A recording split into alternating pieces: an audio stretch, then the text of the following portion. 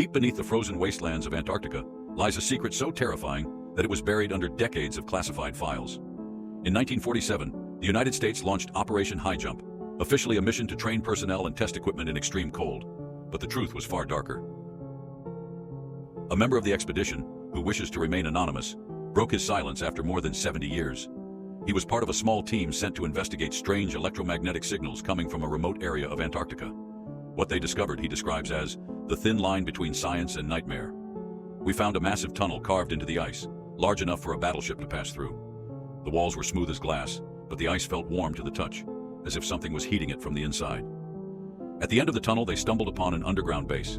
At first, they assumed it was a Cold War relic, perhaps a Soviet research station. But the markings on the walls, old German inscriptions and the emblem of a swastika, told a different story. In the center of the base stood a device. It was roughly 3 meters tall, shaped like a bell, and covered in strange runes no one could decipher. The surrounding machinery was partially destroyed, but everything suggested this was the site of experiments beyond the limits of human understanding. One of us touched the bell, the man recalls, and then he was gone.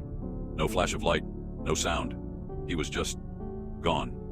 As they explored further, they discovered German documents referencing a project called Die Glocke, the bell. The files detailed experiments with time travel, anti-gravity technology, and even interdimensional portals. The Nazis had chosen Antarctica as a testing ground, far from prying eyes. But the terror didn't stop there. When they attempted to remove the bell, the device began to hum and vibrate. The air felt charged with electricity, and a low, resonating sound filled the base, like the hum of an enormous machine waking up. One by one, the men began experiencing visions.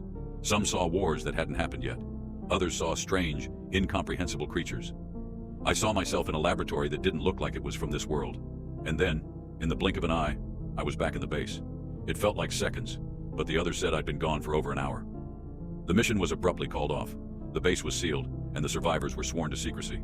But the man telling this story claims he managed to smuggle out a fragment of the bell, a small piece of metal with impossible properties. It glows faintly when touched, and seems to generate its own magnetic field. Ever since that day, my life has never been the same. Sometimes I feel like I'm being watched, and sometimes, late at night, I hear that hum again. It sounds like the bell, calling to me. The US government denies any connection to Die Glocke or the Antarctic base. But the man offers a chilling warning.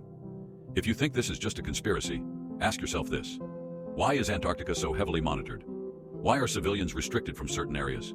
And why do people keep vanishing near the polar circles? Perhaps what we found wasn't just science. Perhaps it was a glimpse into another reality.